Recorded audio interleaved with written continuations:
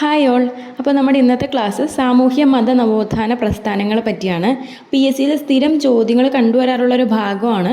അതുകൊണ്ട് തന്നെ നമ്മൾ ഉറപ്പായിട്ടും പഠിച്ചിട്ട് പോകേണ്ട ഒരു ഭാഗം കൂടിയാണിത്. അപ്പോൾ ഇന്നത്തെ ക്ലാസ്സിൽ നമ്മൾ PSC മുൻകാലങ്ങളിൽ ഇതിന് ചോദിച്ചിട്ടുള്ള ക്വസ്റ്റ്യൻസ് ഡിസ്കസ് ചെയ്യുന്നുണ്ട്. പിന്നെ നമ്മൾ ഉറപ്പായിട്ടും നോക്കിയിട്ട് പോകേണ്ട കുറച്ച് ഇമ്പോർട്ടൻറ്റ് ക്വസ്റ്റ്യൻസൊക്കെ നമ്മൾ ക്ലാസ്സിൻ്റെ ഇടയിൽ പറഞ്ഞു പോകുന്നുണ്ട്. അപ്പോൾ എല്ലാവരും ക്ലാസ് സ്കിപ്പ് ചെയ്യാതെ കണ്ടുപോവുക. ഓക്കെ, അപ്പോൾ നമുക്ക് സ്റ്റാർട്ട് ചെയ്യാം. ഓക്കെ, ഇപ്പോൾ നമ്മൾ ആദ്യം നോക്കാൻ പോകുന്നത് ഉദയംപേരൂർ സുനഹദോസാണ്. ഇതെന്താണെന്ന് വെച്ചാൽ കേരളത്തിലെ ക്രൈസ്തവ സഭയെ റോമിനോട് വിധേയത്വമുള്ളവരാക്കി മാറ്റാൻ വേണ്ടി ഉദയംപേരൂരിൽ നടത്തിയൊരു പുരോഹിത സമ്മേളനമാണെന്ത് ഉദയംപേരൂർ സുനഹദോസ്. ഇത് നടന്നത് AD 1599 ഇതിൽ 813 പേര് പങ്കെടുത്തു. ഇതിൻ്റെ അധ്യക്ഷത വഹിച്ചത് അലക്സിസ് ഡി മെനസിസ് എന്ന് പറഞ്ഞ ആളാണ്. അപ്പോൾ ഇത് നടന്നതെന്നാണ് AD 1599. 813 പേര് പങ്കെടുത്തു. അധ്യക്ഷത വഹിച്ചത് അലക്സിസ് ഡി മെനസിസ്. അടുത്തത് കൂനൻ കുരിശ് പ്രതിജ്ഞ. സുനഹദോസ് തീരുമാനങ്ങളിൽ കേരളത്തിലെ സുറിയാനി ക്രിസ്ത്യാനികൾ എതിർപ്പ് പ്രകടിപ്പിച്ചിരുന്നു. അപ്പോൾ അവർ മട്ടാഞ്ചേരിയിലെ പഴയ കുരിശിന് മുമ്പിൽ സമ്മേളിച്ച് ലത്തീൻ ബിഷപ്പുമാരുടെ തീരുമാനങ്ങൾ അംഗീകരിക്കില്ലെന്ന് പ്രതിജ്ഞ ചെയ്തു. ഇതാണ് കൂനൻ കുരിശ് പ്രതിജ്ഞ എന്നറിയപ്പെടുന്നത്. അപ്പോൾ ഇത് നടക്കുന്നത് AD 1653 ജനുവരി 3 കൂനൻ കുരിശ് പ്രതിജ്ഞ നടക്കുന്നത്. അപ്പോൾ ഈ പ്രതിജ്ഞയ്ക്ക് കാരണമായത് ബാബിലോണിയൻ സുറിയാനി ബിഷപ്പായ മാർ അഹറ്റല്ലയെ പോർച്ചുഗീസുകാർ വധിച്ചു എന്ന പ്രചാരണമാണ് ഈ കൂനൻ കുരിശ് പ്രതിജ്ഞയ്ക്ക് കാരണമായത്. ഈ പ്രതിജ്ഞയ്ക്ക് ശേഷം സുറിയാനികൾ മെത്രോപൊലീത്തയായി അഭിഷേകം ചെയ്ത വ്യക്തിയാണ് ആർച്ച് ഡീക്കൻ തോമസ് അഥവാ Marthoma I. Archdeacon Thomas. മതരംഗത്ത് പോർച്ചുഗീസുകാരുടെ പരാജയത്തിനിടയാക്കിയ സംഭവമാണ് കൂനൻ കുരിശ് പ്രതിജ്ഞ. അത് ഓർത്തു വയ്ക്കുക. മതരംഗത്ത് പോർച്ചുഗീസുകാരുടെ പരാജയത്തിനിടയാക്കിയ സംഭവം കൂടിയാണ് കൂനൻ കുരിശ് പ്രതിജ്ഞ. ഇതിൻ്റെ വർഷം AD 1653 January 3. Next on Carmelites of Mary immaculate അഥവാ CMI സഭ സ്ഥാപിച്ചത് കുര്യാക്കോസ് ഏലിയാസ് ചാവറയച്ചനാണ്. CMI സഭ സ്ഥാപിച്ചത്. CMI സഭ സ്ഥാപിച്ച വർഷം 1831 മെയ് 11. ഇത് എവിടെയാണ് സ്ഥാപിക്കുന്നത്? കോട്ടയം ജില്ലയിലെ മാന്നാനം എന്ന് പറഞ്ഞ സ്ഥലത്താണ് CMI സഭ സ്ഥാപിക്കുന്നത്. ഇന്ത്യയിലെ തന്നെ ആദ്യ ക്രിസ്തീയ സന്യാസി സഭയായി കണക്കാക്കുന്നതാണ് CMI സ്ഥാപനങ്ങളിലും പ്രവർത്തനങ്ങളിലും ചാവറയച്ചൻ്റെ സഹകാരികൾ ആരൊക്കെയായിരുന്നു? 2 പേരായിരുന്നു. പാലയ്ക്കൽ തോമാ മാൽപ്പനും പോരുകര തോമസ് അച്ഛനും. ആരൊക്കെയാ? 2 പേരുണ്ടായിരുന്നു. പാലയ്ക്കൽ തോമാ മാൽപ്പൻ, പോരുകര തോമസ് അച്ഛൻ. CMI സഭയുടെ ആദ്യ സുപ്പീരിയർ ജനറൽ അത് നമ്മുടെ കുര്യാക്കോസ് ഏലിയാസ് ചാവറയച്ചൻ തന്നെയാണ് CMI സഭയുടെ ആദ്യ സുപ്പീരിയർ ജനറൽ. ഇനി നമുക്ക് കുറച്ച് ഇമ്പോർട്ടൻറ്റ് ക്വസ്റ്റ്യൻസ് നോക്കാം. ചാവറയച്ചൻ്റെ പറ്റിയുള്ള കുറച്ച് ഇമ്പോർട്ടൻറ്റ് ക്വസ്റ്റ്യൻസ് നോക്കാം. അമലോത്ഭവ ദാസ സംഘം സ്ഥാപിച്ചത് ആരാണ്? കുര്യാക്കോസ് ഏലിയാസ് ചാവറയച്ചനാണ് അമലോത്ഭവ ദാസ സംഘം സ്ഥാപിച്ചത്. ആത്മാനുതാപം എന്ന കൃതി ചാവറയച്ചൻ്റെയാണ്. ആത്മാനുതാപം മറക്കരുത്. ആത്മാനുതാപം ആരുടെ കൃതിയാണെന്ന് ചോദ്യം വന്നിട്ടുണ്ട്. ആത്മാനുതാപം കുര്യാക്കോസ് ഏലിയാസ് ചാവറയച്ചൻ്റെയാണ് ആത്മാനുതാപം. പിടിയേരി സമ്പ്രദായം ആരുമായി ബന്ധപ്പെട്ടതാണ്? ഇങ്ങനെയാണ് പണ്ട് ചോദ്യം വന്നിട്ടുള്ളത്. പിടിയേരി സമ്പ്രദായം ആരുമായി ബന്ധപ്പെട്ടതാണ്? കുര്യാക്കോസ് ഏലിയാസ് ചാവറയച്ചൻ. സാക്ഷരതയുടെ പിതാവ്, കേരളത്തിൻ്റെ സാക്ഷരതയുടെ പിതാവ് എന്നറിയപ്പെടുന്നത് കുര്യാക്കോസ് ഏലിയാസ് ചാവറയച്ചൻ. യാതന അനുഭവിക്കുന്ന വിഭാഗങ്ങളിലെ കുട്ടികൾക്കായി ആർപ്പൂക്കരയ്ക്ക് സമീപം വിദ്യാലയം ആരംഭിച്ചു.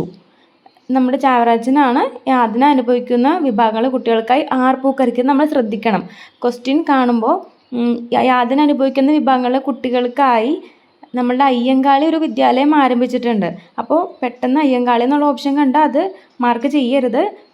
ആർപ്പൂക്കരയ്ക്കെന്ന് നോക്കണം. ആർപ്പൂക്കര എന്നുണ്ടെങ്കിൽ അതാരാണ്? കുര്യാക്കോസ് ഏലിയാസ് ചാവറയച്ചനാണ്. അദ്ദേഹം 1871 ജനുവരി 3 അന്തരിച്ചു. നമ്മളിപ്പോൾ എല്ലാവരുടെയും സമാധിയായ ദിവസങ്ങൾ പഠിച്ചു വയ്ക്കേണ്ടതില്ല, എന്നാൽ ചിലരുടെ ഇമ്പോർട്ടൻ്റ് ആണ്. ഇപ്പോൾ ശ്രീനാരായണ ഗുരു, ഇതുപോലെ അയ്യങ്കാളി, ചാവറയച്ചൻ, ഇതൊക്കെയാണ് ഓർത്ത് വെക്കേണ്ട ഡേറ്റ്സ് ആണ് ഞാൻ കൊടുത്തിട്ടുണ്ട്. അപ്പോൾ ചാവറയച്ചൻ അന്തരിച്ചത് 1871 ജനുവരി 3. അടുത്തത് വരുന്നതാണ് ചാന്നാർ ലഹള. നാടാർ സമുദായത്തിൻ്റെ മറ്റൊരു പേരാണ് ചാന്നാർ. ഈ സമുദായത്തിലെ സ്ത്രീകൾക്ക് മാറുമറയ്ക്കാനുള്ള അവകാശത്തിനായി തിരുവിതാംകൂറിൽ നടന്ന സമരമാണ് എന്ത്? ചാന്നാർ ലഹള. 1859 നടക്കുന്നത്. അപ്പോൾ ഇവർ മാറുമറയ്ക്കാനുള്ള സ്വാതന്ത്ര്യത്തിന് വേണ്ടി ഒരുപാട് വർഷം സമരം ചെയ്യേണ്ടിയൊക്കെ വന്നു. ഇപ്പോൾ 1822 വൈകുണ്ഠസ്വാമികളുടെ നേതൃത്വത്തിലൊക്കെ മേൽമുണ്ട് സമരം എന്നൊക്കെ പറഞ്ഞ് നടക്കുന്നുണ്ട്. അപ്പോൾ ചാന്നാർ ലഹളയുടെ മറ്റ് പേരുകളാണ് മാറുമറയ്ക്കൽ സമരം, ശീലവഴക്ക്, മുലമാറാപ്പ് വഴക്ക്, മേൽശീല കലാപം, നാടാർ ലഹള എന്നൊക്കെ അറിയപ്പെടുന്നതാണ് എന്ത് ചാന്നാർ ലഹള. ഇത് സ്വാതന്ത്ര്യപൂർവ്വ കേരളത്തിൽ അരങ്ങേറിയ ആദ്യത്തെ മനുഷ്യാവകാശ സമരങ്ങളിലൊന്നായി വിലയിരുത്തപ്പെടുന്നു. സ്വാതന്ത്ര്യപൂർവ്വ കേരളത്തിൽ അരങ്ങേറിയ ആദ്യത്തെ മനുഷ്യാവകാശ സമരങ്ങളിലൊന്നായി വിലയിരുത്തപ്പെടുന്നതാണെന്ത് ചാന്നാർ ലഹള. ചാന്നാർ സ്ത്രീകൾക്ക് മാറുമറയ്ക്കാനുള്ള അനുവാദം നൽകിക്കൊണ്ട് വിളംബരം പുറപ്പെടുവിച്ചതാരാണ്? ഉത്രം തിരുനാൾ മാർത്താണ്ഡവർമ്മയാണ് അനുവാദം പുറപ്പെടുവിച്ചുകൊണ്ട് വിളംബരം പുറപ്പെടുവിച്ചതാരാണ്?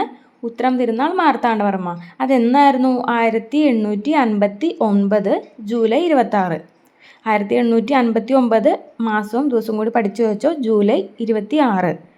കേരളത്തിൽ മുലക്കരം എന്ന അനാചാരത്തിനെതിരെ പോരാടി രക്തസാക്ഷിത്വം വരിച്ച വനിതയാണ് നങ്ങേലി. മുലക്കരം എന്നൊരു അനാചാരം ഉണ്ടായിരുന്നു കേരളത്തിൽ. അപ്പോൾ അതിനെതിരെ പോരാടി രക്തസാക്ഷിത്വം വരിച്ച വനിതയാണ് ആര്? നങ്ങേലി. അടുത്തത് മലയാളി മെമ്മോറിയൽ. തിരുവിതാംകൂറിലെ സർക്കാർ ഉദ്യോഗങ്ങളിൽ വിദേശ ബ്രാഹ്മണർക്കുണ്ടായിരുന്ന അമിത പ്രാധാന്യം ഇല്ലാതാക്കുന്നതിനായി GP പിള്ളയുടെ നേതൃത്വത്തിൽ 10,028 പേർ ഒപ്പിട്ട ഒരു നിവേദനം 1891 ജനുവരി 1 തിരുവിതാംകൂർ രാജാവായിരുന്ന ശ്രീമൂലം തിരുനാളിന് സമർപ്പിക്കുകയുണ്ടായി. ഇതാണ് മലയാളി മെമ്മോറിയൽ എന്നറിയപ്പെടുന്നത്. അപ്പോൾ ആരുടെ നേതൃത്വത്തിലായിരുന്നു? GP പിള്ളയുടെ 10,028 പേർ ഒപ്പിട്ട ഒരു നിവേദനം 1891 ജനുവരി 1 അന്നത്തെ തിരുവിതാംകൂർ രാജാവായിരുന്ന ശ്രീമൂലം തിരുനാളിന് സമർപ്പിച്ചു. എന്തിനു വേണ്ടിയാണ്? സർക്കാർ ജോലികളിൽ തിരുവിതാംകൂറുകാർക്ക് മതിയായ പ്രാതിനിധ്യം ആവശ്യപ്പെട്ടുകൊണ്ട് നടന്നൊരു സമരമാണ് മലയാളി മെമ്മോറിയൽ. ഓക്കെ, അപ്പോൾ മലയാളി മെമ്മോറിയലിൻ്റെ ലക്ഷ്യം ഉന്നത ജോലികൾ തദ്ദേശീയർക്ക് നൽകുക. അതായിരുന്നു മലയാളി മെമ്മോറിയലിൻ്റെ ലക്ഷ്യം. മലയാളി മെമ്മോറിയലിൽ ആദ്യം ഒപ്പുവെച്ചത് KP ശങ്കരമേനോൻ. അതിൽ മൂന്നാമതായി ഒപ്പുവെച്ചത് ഡോക്ടർ പൽപ്പു ആണ്. ആദ്യം ഒപ്പുവെച്ചത് KP ശങ്കരമേനോനും മൂന്നാമതായി ഒപ്പുവെച്ചത് ഡോക്ടർ പൽപ്പു ആണ്. മലയാളി മെമ്മോറിയൽ സമർപ്പിച്ച സമയത്ത് ദിവാൻ T രാമറാവു ആയിരുന്നു. മലയാളി മെമ്മോറിയൽ സമർപ്പിച്ച സമയത്ത് ദിവാൻ T രാമറാവു. മലയാളി മെമ്മോറിയൽ തയ്യാറാക്കാൻ നിയമസഹായം നൽകിയ വ്യക്തി എർലി നോർട്ടൺ ആണ്. മലയാളി മെമ്മോറിയൽ തയ്യാറാക്കാൻ നിയമസഹായം നൽകിയ വ്യക്തിയാണ് എർലി നോർട്ടൺ. മലയാളി മെമ്മോറിയലിൻ്റെ പിന്നിൽ പ്രവർത്തിച്ച സാഹിത്യകാരൻ CV രാമൻപിള്ളയാണ്. മലയാളി മെമ്മോറിയലിൻ്റെ പിന്നിൽ പ്രവർത്തിച്ച സാഹിത്യകാരൻ ആരായിരുന്നു? CV രാമൻപിള്ള. മലയാളി മെമ്മോറിയലിനെ കുറിച്ച് CV രാമൻപിള്ള എഡിറ്റോറിയൽ എഴുതിയ പത്രമാണ് മിതഭാഷി. ഇത് പിന്നീട് വിദേശീയ മേധാവിത്വം എന്ന പേരിൽ പുസ്തകമാക്കി പ്രസിദ്ധീകരിച്ചിട്ടുണ്ട്. അപ്പോൾ മലയാളി മെമ്മോറിയലിനെ കുറിച്ച് CV രാമൻപിള്ള എഡിറ്റോറിയൽ എഴുതിയ പത്രമാണ് മിതഭാഷി. തിരുവിതാംകൂറുകാർക്ക് എന്ന മുദ്രാവാക്യം ഏതുമായി ബന്ധപ്പെട്ടിരിക്കുന്നുള്ള ചോദ്യം ഒരുപാട് പ്രാവശ്യം PSC ചോദിച്ചു കണ്ടിട്ടുണ്ട്. ഇത് മലയാളി മെമ്മോറിയലായിട്ട് ബന്ധപ്പെട്ടതാണ്. തിരുവിതാംകൂറുകാർക്ക് എന്ന മുദ്രാവാക്യം. അപ്പോൾ നെക്സ്റ്റ് വൺ, തിരുവിതാംകൂറുകാർക്ക് എന്ന ലഘുലേഖ എഴുതിയത് ആരാണ്? ബാരിസ്റ്റർ GP പിള്ളയാണ് തിരുവിതാംകൂറുകാർക്ക് എന്ന ലഘുലേഖ എഴുതിയത്. എതിർ മെമ്മോറിയൽ എന്ന് വെച്ചാൽ ഈ മലയാളി മെമ്മോറിയലിനെ തകർക്കുക എന്ന ഉദ്ദേശത്തോടെ തമിഴ് ബ്രാഹ്മണർ, ഹിന്ദു മലയാളികൾ, ക്രൈസ്തവ മലയാളികൾ എന്നിങ്ങനെ വിവിധ വിഭാഗത്തിലുള്ള ആളുകൾ ചേർന്ന് ഒപ്പിട്ട ഒരു മെമ്മോറിയലാണ് എതിർ മെമ്മോറിയൽ എന്നറിയപ്പെടുന്നത്. ഇത് മലയാളി മെമ്മോറിയൽ സമർപ്പിച്ച സെയിം വർഷം തന്നെയാണ് സമർപ്പിക്കപ്പെടുന്നത്, 1891. നമ്മൾ നേരത്തെ പഠിച്ചു മലയാളി മെമ്മോറിയലിൻ്റെ വർഷം എന്നായിരുന്നു 1891. അത് ജനുവരി 1 മലയാളി മെമ്മോറിയൽ സമർപ്പിക്കുന്നത്. എതിർ മെമ്മോറിയൽ സമർപ്പിക്കുന്നത് 5 മാസം കഴിഞ്ഞ് ജൂൺ 3 മലയാള മെമ്മോറിയലിൻ്റെ ഡേറ്റ് 1891 ജനുവരി 1. എതിർ മെമ്മോറിയൽ സമർപ്പിക്കുന്നത് 1891 ജൂൺ 3. ഇത് ആർക്കാണ് സമർപ്പിക്കുന്നത്? തിരുവിതാംകൂർ രാജാവായിരുന്ന ശ്രീമൂലം തിരുനാളിനാണ് സമർപ്പിക്കുന്നത്. സെയിം തന്നെ. അപ്പോൾ ഇതാണ് എതിർ മെമ്മോറിയൽ എന്നറിയപ്പെടുന്നത്. ഇതിന് നേതൃത്വം കൊടുത്ത ആരാണ്? E രാമയ്യർ ആണ് എതിർ മെമ്മോറിയലിന് നേതൃത്വം കൊടുത്തിരിക്കുന്നത്. ഇനി അടുത്തതാണ് ഈഴവ മെമ്മോറിയൽ. ഈഴവ സമുദായത്തിൻ്റെ അവകാശങ്ങൾ നേടിയെടുക്കുന്നതിനായി ഡോക്ടർ പൽപ്പുവിൻ്റെ നേതൃത്വത്തിൽ 13,176 പേർ ഒപ്പിട്ട ഒരു ഹർജി 1896 സെപ്റ്റംബർ 3 അന്നത്തെ തിരുവിതാംകൂർ രാജാവായിരുന്ന ശ്രീമൂലം തിരുനാളിന് സമർപ്പിക്കുകയുണ്ടായി. ഇതാണ് ഈഴവ മെമ്മോറിയൽ എന്നറിയപ്പെടുന്നത്. മലയാളി മെമ്മോറിയൽ നടന്ന് ഒരു 5 വർഷം കഴിഞ്ഞിട്ടാണ് ഈഴവ മെമ്മോറിയൽ നടക്കുന്നത്. അപ്പം മലയാളി മെമ്മോറിയൽ കഴിഞ്ഞ് 5 വർഷം കഴിഞ്ഞ് 1896 സെപ്റ്റംബർ 3 ഈഴവ മെമ്മോറിയൽ സമർപ്പിക്കുന്നു. ആർക്കാണ്? ശ്രീമൂലം തിരുനാളിനാണ് സമർപ്പിച്ചത്. ആരുടെ നേതൃത്വത്തിലായിരുന്നു? ഡോക്ടർ പൽപ്പുവിൻ്റെ. 13,176 പേര് ഒപ്പിട്ടു. അങ്ങനെയാണെങ്കിൽ മലയാള മെമ്മോറിയൽ എത്ര പേര് ഒപ്പിട്ടത്? 10,028 പേർ. ഇവിടെ 13,176. ഈഴവ മെമ്മോറിയൽ സമർപ്പിക്കപ്പെട്ട സമയത്തെ ദിവാൻ ആരായിരുന്നു? ശങ്കര സുബയ്യ. ശങ്കര സുബയ്യ ആയിരുന്നു ഈഴവ മെമ്മോറിയൽ സമർപ്പിക്കുമ്പോഴുള്ള ദിവാൻ. അപ്പം മലയാളി മെമ്മോറിയൽ സമർപ്പിക്കുമ്പോഴുള്ള ദിവാൻ ആരായിരുന്നു? ടി രാമറാവു. മലയാളി മെമ്മോറിയൽ സമർപ്പിക്കുമ്പോൾ ടി രാമറാവും, ഈഴവ മെമ്മോറിയൽ സമർപ്പിക്കുമ്പോൾ ശങ്കര സുബയ്യയും. രണ്ടാം ഈഴവ മെമ്മോറിയൽ സമർപ്പിക്കപ്പെട്ട വർഷമാണ് 1900. 1900. ഒന്നാമത്തെ സമർപ്പിച്ചത് 1896. അത് കഴിഞ്ഞ് ഒരു 4 വർഷം കഴിഞ്ഞ് 1900 രണ്ടാമത്തെ ഈഴവ മെമ്മോറിയൽ സമർപ്പിക്കപ്പെടുന്നത്. രണ്ടാം ഈഴവ മെമ്മോറിയൽ സമർപ്പിക്കപ്പെട്ടത് ആർക്കാണ്? കഴ്സൺ പ്രഭുവിനാണ്. കഴ്സൺ പ്രഭു. ആദ്യത്തേത് ശ്രീമൂലം തിരുനാളിനും രണ്ടാമത്തേത് 1900 സമർപ്പിക്കുന്നത് കഴ്സൺ പ്രഭുവിനുമാണ്. ഇനി നമുക്ക് ഡോക്ടർ പൽപ്പുമായിട്ട് റിലേറ്റ് ചെയ്ത കുറച്ച് ക്വസ്റ്റ്യൻസ് നോക്കാം. തിരുവിതാംകോട്ടെ തീയന്മാർ എന്ന കൃതിയുടെ കർത്താവ് ആരാണ്? ഡോക്ടർ പൽപ്പുവിൻ്റേതാണ് തിരുവിതാംകോട്ടെ തീയന്മാർ. മൈസൂരിൽ ബിഷഗ്വരനായിരുന്ന സാമൂഹിക പരിഷ്കർത്താവ് ആര്? ഇത് PSCയിൽ മുൻപ് ചോദിച്ചിട്ടുള്ള ക്വസ്റ്റ്യൻസാണിത്. മൈസൂരിൽ ബിഷഗ്വരനായിരുന്ന സാമൂഹിക പരിഷ്കർത്താവ്. ബിഷഗ്വരൻ എന്ന് പറഞ്ഞാൽ ഡോക്ടറായിട്ട് വർക്ക് ചെയ്തതാണ് ഡോക്ടർ പൽപ്പു. നടരാജ ഗുരുവിൻ്റെ പിതാവായ നവോത്ഥാന നായകൻ. ഡോക്ടർ പൽപ്പുവാണ് നടരാജ ഗുരുവിൻ്റെ പിതാവ്. മലബാർ എക്കണോമിക് യൂണിയൻ സ്ഥാപിച്ചത് ആര് എന്ന ചോദ്യം വന്നിട്ടുണ്ട്. മലബാർ എക്കണോമിക് യൂണിയൻ സ്ഥാപിച്ചതാണ് ഡോക്ടർ പൽപ്പുവാണ് സ്ഥാപിച്ചത്. സരോജിനി നായിഡു അനശ്വരൻ എന്ന് വിശേഷിപ്പിച്ചത് ആരെ? ഇത് ചോദിച്ചിട്ടുള്ളതാണ്, മറക്കരുത്. അനശ്വരൻ എന്ന്. സരോജിനി നായിഡു അനശ്വരൻ എന്ന് വിശേഷിപ്പിച്ചത് ഡോക്ടർ പൽപ്പുവിനെയാണ്. ഓക്കെ, അപ്പോൾ നെക്സ്റ്റ് വൺ, സമത്വ സമാജം. ജാതിചിന്ത നിലനിന്നിരുന്ന കാലത്ത് മനുഷ്യരെല്ലാം സമന്മാരാണെന്ന ബോധം സൃഷ്ടിക്കുന്നതിനായി വൈകുണ്ഠസ്വാമികൾ 1836 രൂപീകരിച്ച പ്രസ്ഥാനമാണ് ഇത് സമത്വ സമാജം. 1836 വൈകുണ്ഠസ്വാമികൾ രൂപീകരിച്ചാണ് സമത്വ സമാജം. കേരളത്തിലെ ആദ്യത്തെ സാമൂഹ്യ പരിഷ്കരണ പ്രസ്ഥാനമായി പരിഗണിക്കപ്പെടുന്നതാണ് സമത്വ സമാജം. കേരളത്തിലെ ആദ്യത്തെ സാമൂഹ്യ പരിഷ്കരണ പ്രസ്ഥാനം ഏത് എന്ന ചോദ്യം വരും. ഏതാണ്? സമത്വ സമാജമാണ്. ഇത് സ്ഥാപിച്ച സ്ഥലം ശുചീന്ദ്രം. തമിഴ്നാട്ടിലെ കന്യാകുമാരി ജില്ലയിലെ ശുചീന്ദ്രം എന്ന് പറഞ്ഞ സ്ഥലത്താണ് നമ്മളുടെ സമത്വ സമാജം സ്ഥാപിക്കുന്നത്. ഇനി നമുക്ക് വൈകുണ്ഠസ്വാമികളെ പറ്റി PSC ചോദിച്ചിട്ടുള്ള കുറച്ച് ക്വസ്റ്റ്യൻസ് നോക്കാം. പിന്നെ ഇമ്പോർട്ടൻ്റ് ആയിട്ട് നോക്കിയിട്ട് പോകേണ്ട കുറച്ച് ചോദ്യങ്ങളോട് നമുക്ക് നോക്കാം. അപ്പോൾ മുത്തുക്കുട്ടി സ്വാമി എന്നറിയപ്പെടുന്ന സാമൂഹ്യ പരിഷ്കർത്താവ് ആര്? വൈകുണ്ഠസ്വാമികളാണ് മുത്തുക്കുട്ടി സ്വാമി എന്നറിയപ്പെട്ടത്. 1822 ചാന്നാർ ലഹളയ്ക്ക് വൈകുണ്ഠസ്വാമി നേതൃത്വം നൽകിയിട്ടുണ്ട്. 1822. ബ്രിട്ടീഷ് ആധിപത്യത്തെ വെളുത്ത ഡെവിൽ അഥവാ വെണ്ണീജൻ്റെ ഭരണം എന്ന് വിളിച്ച സാമൂഹ്യ പരിഷ്കർത്താവ് ആര്? ഇത് ചോദിച്ചിട്ടുള്ളതാണ്. ബ്രിട്ടീഷ് ആധിപത്യത്തെ വെളുത്ത ഡെവിൽ അഥവാ വെണ്ണീജൻ്റെ ഭരണം എന്ന് വിളിച്ചത് വൈകുണ്ഠസ്വാമികളാണ്. അഖിലത്തിരട്ട് എന്ന കൃതി ആരുടേതാണ്? അഖിലത്തിരട്ട് വൈകുണ്ഠസ്വാമികളുടേതാണ്. ഒരു ജാതി ഒരു മതം ഒരു ദൈവം മനുഷ്യന്, ഇതാരുടെയാണ്? ശ്രീനാരായണ ഗുരുവിൻ്റെ, നമുക്കറിയാം അല്ലേ? അപ്പോൾ ഇത് ഇത്തിരി നീളമുണ്ട്. ഒരു ജാതി ഒരു മതം ഒരു ദൈവം ഒരു കുടുംബം ഒരു ലോകം എന്ന് പറഞ്ഞത് ആരാണ്? വൈകുണ്ഠസ്വാമികളാണ്. ഇത്തിരി നീളം കൂടിയ ഓർത്തോ അതാരുടെ? വൈകുണ്ഠസ്വാമികളുടേതാണ്.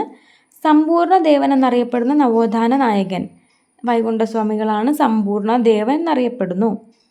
കേരളത്തിലെ സാമൂഹ്യ പരിഷ്കർത്താക്കളുടെ മാർഗദർശി എന്നറിയപ്പെടുന്ന ആരാണ്? വൈകുണ്ഠസ്വാമികളാണ് കേരളത്തിലെ സാമൂഹിക പരിഷ്കർത്താക്കളുടെ മാർഗദർശി എന്നറിയപ്പെടുന്നത്. വേല ചെയ്താൽ കൂലി വേണം എന്ന് പറഞ്ഞത് ആരാണ്? വൈകുണ്ഠസ്വാമികളാണ് വേല ചെയ്താൽ കൂലി വേണം എന്ന് പറഞ്ഞത്. ഓക്കെ, അപ്പോൾ നെക്സ്റ്റ് വൺ, ശ്രീനാരായണ ധർമ്മ പരിപാലന യോഗം SNDP. സുനിശ്ചിതമായ ഭരണഘടനയും പ്രവൃത്തി പദ്ധതിയും കാലാകാലങ്ങളിൽ തിരഞ്ഞെടുപ്പ് സമ്പ്രദായങ്ങളുമുള്ള കേരളത്തിലെ ആദ്യത്തെ ജനകീയ സംഘടനയാണ് SNDP. ശ്രീനാരായണ ധർമ്മ പരിപാലന യോഗം സ്ഥാപിച്ചത് ആര്? ശ്രീനാരായണ ഗുരു, നമുക്ക് എല്ലാവർക്കും അറിയാം. 1903 മെയ് 15 അതായത് 1078 ഇടവം 2. അപ്പോൾ വർഷം മറക്കണ്ട, 1903 മെയ് 15. സ്റ്റേറ്റ്മെൻറ്റ് ക്വസ്റ്റ്യൻസിലൊക്കെ കാണാൻ പറ്റാറുണ്ട്. അപ്പോൾ ഓർത്ത് വയ്ക്കുക, 1903 മെയ് 15. SNDPയുടെ ആസ്ഥാനം കൊല്ലമാണ്. SNDPയുടെ ആസ്ഥാനം കൊല്ലം. SNDPയുടെ ആജീവനാന്ത അധ്യക്ഷൻ ശ്രീനാരായണ ഗുരു തന്നെയാണ് ആജീവനാന്ത അധ്യക്ഷൻ. SNDPയുടെ ആദ്യ ഉപാധ്യക്ഷൻ ഡോക്ടർ പൽപു. SNDPയുടെ ആദ്യ ഉപാധ്യക്ഷൻ ഡോക്ടർ പൽപു ആണ്. SNDPയുടെ ആദ്യ സെക്രട്ടറി കുമാരനാശാനാണ്. SNDPയുടെ ആദ്യ സെക്രട്ടറി. ആദ്യത്തെ ഉപാധ്യക്ഷൻ ഡോക്ടർ പൽപുവും ആദ്യത്തെ സെക്രട്ടറി കുമാരനാശാനുമാണ്. അപ്പോൾ ആജീവനാന്ത അധ്യക്ഷൻ ശ്രീനാരായണ ഗുരു. കുമാരനാശാൻ SNDP യോഗത്തിൻ്റെ പ്രസിഡൻ്റായ വർഷം 1923 കുമാരനാശാൻ SNDP യോഗത്തിൻ്റെ പ്രസിഡൻ്റ് ആവുന്നത്. ഇനി എന്താണ് വാവൂട്ടി യോഗം? അരുവിപ്പുറം തീർത്ഥാടകർക്ക് ഭക്ഷണ വിതരണത്തിനായി ആരംഭിച്ച സമിതിയാണ് വാവൂട്ടി യോഗം. SNDP യോഗത്തിൻ്റെ മുൻഗാമി എന്നറിയപ്പെട്ട സമിതി കൂടിയാണ് വാവൂട്ടി യോഗം. SNDPയുടെ രൂപീകരണത്തിന് കാരണമായ യോഗമാണ് അരുവിപ്പുറം ക്ഷേത്രയോഗം. അരുവിപ്പുറം ക്ഷേത്രയോഗമാണ് SNDPയുടെ രൂപീകരണത്തിന് കാരണമായ യോഗം. അപ്പോൾ അരുവിപ്പുറം ക്ഷേത്രയോഗം രൂപീകരിച്ച വർഷം എന്നാണ് 1898. 1898 അരുവിപ്പുറം ക്ഷേത്രയോഗം രൂപീകരിക്കുന്നത്. അപ്പോൾ SNDPയുടെ രൂപീകരണത്തിന് കാരണമായ യോഗം കൂടിയാണ് അരുവിപ്പുറം ക്ഷേത്രയോഗം.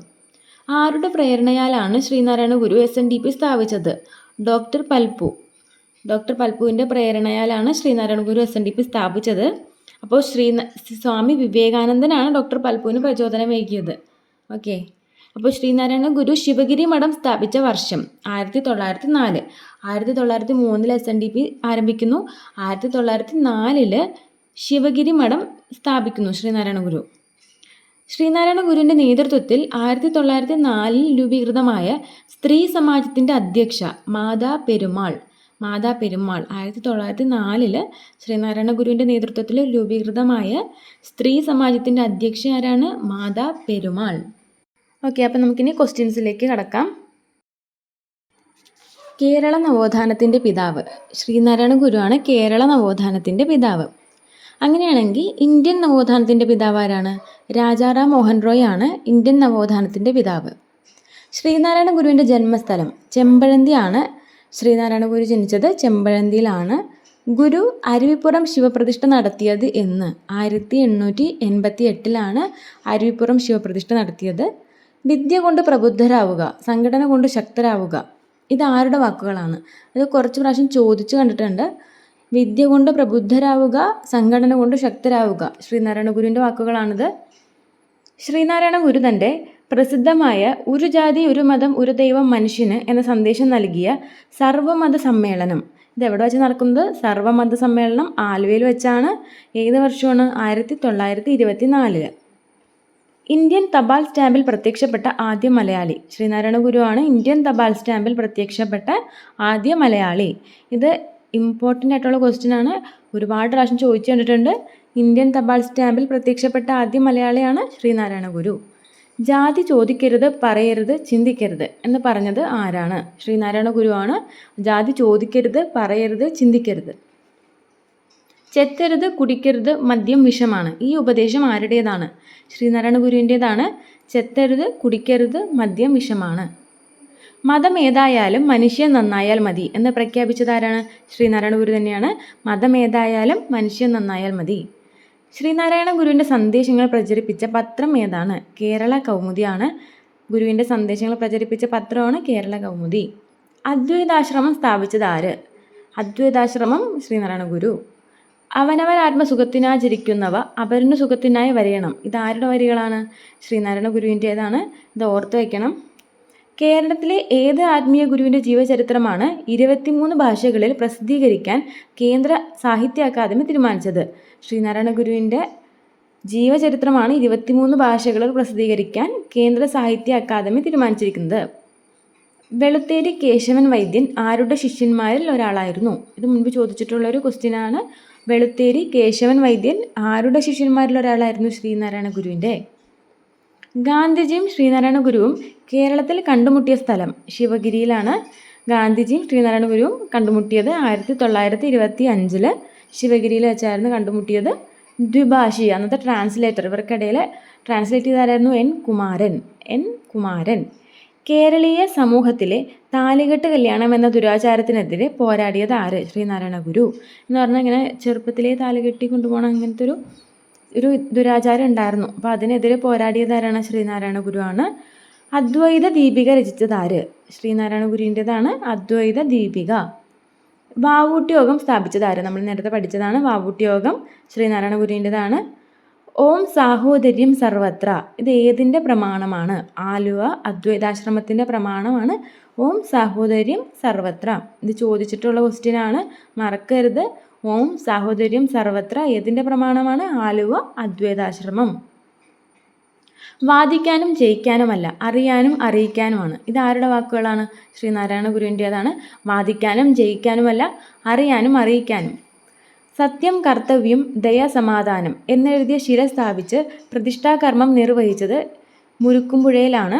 സത്യം കർത്തവ്യം ദയ സമാധാനം മുരുക്കുംപുഴയിലാണ്, മറക്കരുതേ. ടാഗോറിൻ്റെ ശിവഗിരി സന്ദർശന വേളയിൽ ശ്രീനാരായണ ഗുരുവും ടാഗോറുമായുള്ള സംഭാഷണത്തിൽ ദ്വിഭാഷി ആരായിരുന്നു? കുമാരനാശാനായിരുന്നു. ദ്വിഭാഷി ആരായിരുന്നു? കുമാരനാശൻ. ഗാന്ധിജിയായിട്ട് കണ്ടുമുട്ടിയത് ശിവഗിരിയിലാണ്. 1925 അന്ന് ദ്വിഭാഷി ആരായിരുന്നു? എൻ കുമാരനായിരുന്നു. ഇവിടെ ടാഗോറായിട്ട് കണ്ടുമുട്ടിയപ്പോൾ ആരായിരുന്നു? കുമാരനാശാനായിരുന്നു. അപ്പോൾ 1922. അപ്പോൾ ആദ്യം കണ്ടുമുട്ടിയത് ടാഗോറിനെയാണ്. 25 ഗാന്ധിജിയായിട്ട് കണ്ടുമുട്ടുന്നത്. ഓക്കെ, അപ്പോൾ പാർട്ട് 1 ഇവിടെ അവസാനിക്കുകയാണ്. പാർട്ട് 2 ഞാൻ എത്രയും പെട്ടെന്ന് അപ്ലോഡ് ചെയ്യുന്നതായിരിക്കും. അപ്പോൾ ഇതുവരെ സബ്സ്ക്രൈബ് ചെയ്യാത്തവരുണ്ടെങ്കിൽ സബ്സ്ക്രൈബ് ചെയ്യുക. പിന്നെ നിങ്ങൾക്ക് ഈ വീഡിയോ യൂസ്ഫുൾ ആയിട്ട് തോന്നിയിട്ടുണ്ടെങ്കിൽ കമൻറ്റ് ചെയ്യുക, ലൈക്ക് ചെയ്യുക, പിന്നെ നിങ്ങളുടെ ഫ്രണ്ട്സിനൊക്കെ ഷെയർ ചെയ്ത് കൊടുക്കുക. ഓക്കെ, അപ്പോൾ നെക്സ്റ്റ് ക്ലാസ്സിൽ കാണാം. താങ്ക്